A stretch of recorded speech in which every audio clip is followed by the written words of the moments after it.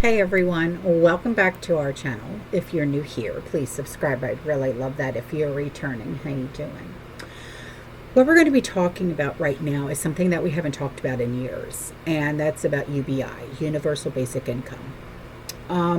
Joe Rogan talked about this on his podcast, and he said most people right now are working paycheck to paycheck. That's not a surprise, right? And he said they're barely getting by. Any catastrophe would eliminate all savings. That's not a surprise either. And then he said that universal basic income would make it so you no longer have to worry about food and shelter.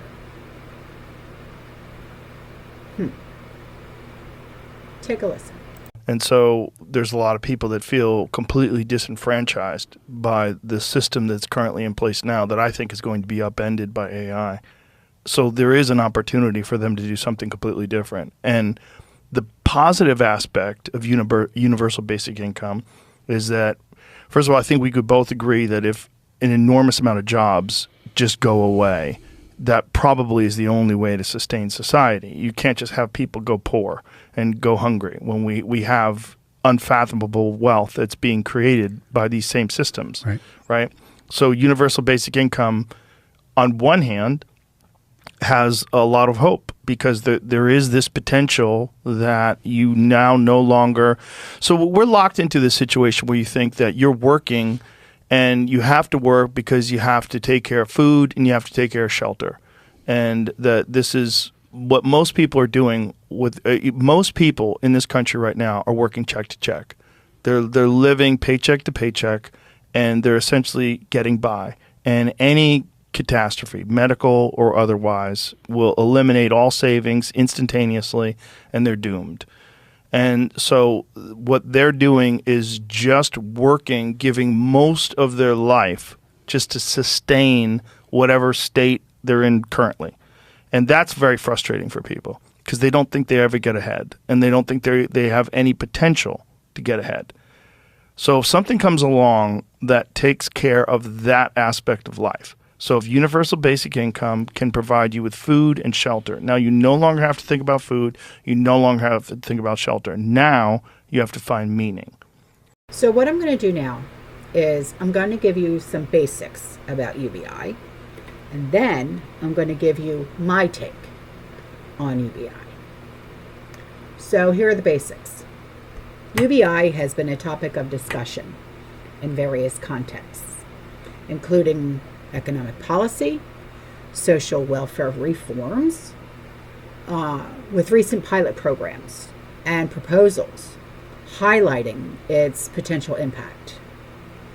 This year alone, Wales implemented a 3-year, £20 million pilot scheme providing £1,600 per month over 500 care leavers, aiming to evaluate the effects on independence and security, reflecting growing interest in UBI as a policy tool.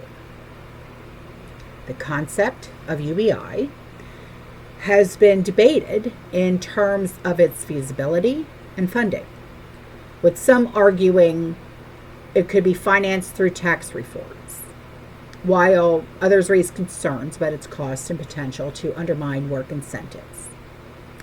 Critics of UBI, such as those from the George W. Bush Presidential Center, argue that it could compromise the American drive for innovation and industry, suggesting alternative approaches like wage subsidies and skill development for low-income workers. Proponents, however, see UBI as a way to simplify welfare systems and reduce poverty, with studies showing benefits in financial stability, mental health, and educational outcomes in pilot programs. The discussion around UBI is also linked to broader economic trends as automation, job replacement, which Joe Rogan referenced in his post, suggesting a need for new approaches to income distribution in response to technological changes. So now I'm going to give you my take on UBI and why I feel that it is tied to socialism. Now, UBI is often associated with socialist policies due to its emphasis on wealth redistribution and government intervention in the economy. So I will break it down and give you the connection. So UBI aligns with socialist ideals by aiming to reduce income inequality and provide a safety net for all citizens, regardless of employment status. It reflects the socialist goal of ensuring basic needs are met through collective resources rather than through individual effort alone. So, say you don't work, but your next door neighbor who busts his butt all day as a mechanic, before UBI was put into place, he made, say, $75,000 a year. Okay. Well, now UBI is in place. And UBI, you now receive, say, $2,000 a month. Well, now your mechanic neighbor who was busting his butt and making $80,000 a year is now receiving $2,000 a month. No longer that $80,000 a year salary, just that $2,000 a month, which is the same as what you get while you sit at home and do nothing and be lazy and refuse to work because you're a basement dweller. Okay? While he busts his ass every day being a mechanic, working in a hot garage, fixing cars all day. But yet, he will no longer receive that $80,000 a year. He only gets $2,000 a month. Same as you. Okay? Now, I'm not saying that you are a basement dweller and that you're a lazy ass. I'm just saying, okay, this is how it's going to work. So I'm sure you know a lazy ass basement dweller who refuses to work and just wants to play video games all day and eat Takis and ramen and Monster energy drinks all day. Okay? While you yourself bust your butt all day trying to provide for you and yours, right? So put it into context that way. So implementing UBI, it requires significant government involvement, okay, including funding through taxation or other means, which is a hallmark of socialist economic systems. This contrasts with capitalist systems where market forces primarily determine income distribution. The idea of UBI has roots in socialist thought, with early proponents like Thomas Paine and later figures in the 20th century advocating for similar concepts as part of broader socialist reforms. Critics argue that UBI could be led to dependency and reduce incentives to work, core concerns in debates about socialism versus capitalism. Alternatives like market-based solutions or targeted welfare programs are often preferred by those favoring capitalist approach. So countries with something just got knocked over. I can feel it in my bones. With strong social welfare systems, often associated with social, demographic, and socialist learnings, have experimented with UBI or similar policies. For instance, Finland's pilot program in the late 2010s was partly motivated by socialist principles of social justice. So in summary, when UBI can be implemented in various economic systems, its association stems from its focus on collective welfare, government redistribution, which are central tenets of socialist ideology.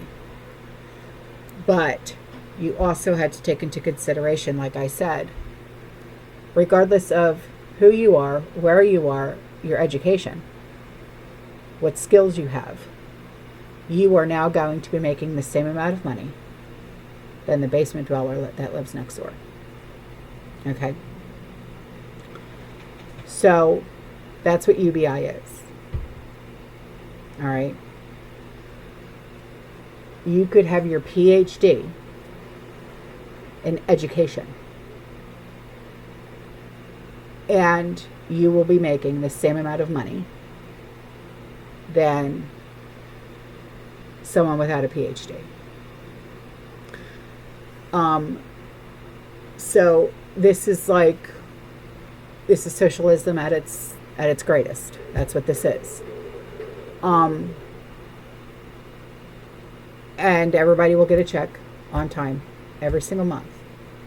But with UBI, whatever doesn't get used at the end of the month gets taken away, and a new check gets distributed. So there's no saving. And this is not actual cash that you get. It's almost like a CBDC, if you will. And they don't take into consideration, well, my rent's $2,000 a month, whereas their rent is $4,200 a month. They don't take any of that into consideration. You get what you get, and that's it. Everybody gets the same. There is no such thing as like rent control or anything. You know what I mean? It doesn't matter who has the higher rent or mortgage. You know, well, my electric bill is $240 a month, and their electric bill is only $125 a month, and they live in a smaller apartment where I live in a 2,000 square foot house. They don't care about that. The government doesn't care. You know what I mean? So, you know, but the thing of it is that, like, you're married, right? You get the $2,000. Your husband will get the $2,000. I think it's everybody who's over the age of 18 that lives at the house gets the $2,000. Okay. But I don't know if they take like children into consideration. You know, maybe if they're disabled, yeah. But other than that, no. So, you know, these are things to take into consideration. You know, if this were to get rolled out nationwide, we're in trouble. And this is not something that you want, ever. Ever. This is how they would control the masses, I will say that. And, yeah. I would, you know, and there is no, like, getting a raise, you know what I mean? There is no, you know how, like,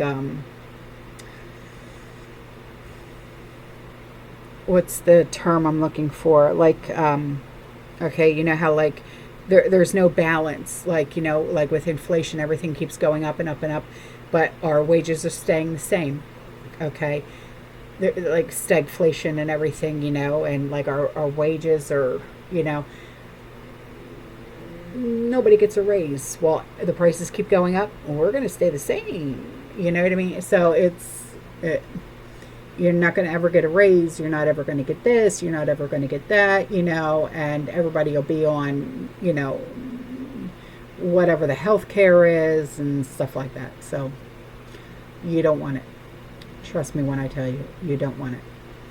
All right, guys, I'm out of here. I will see you in the next one, all right? You stay safe. You stay positive. You keep prepping. And as always, fear less and God bless. Ciao.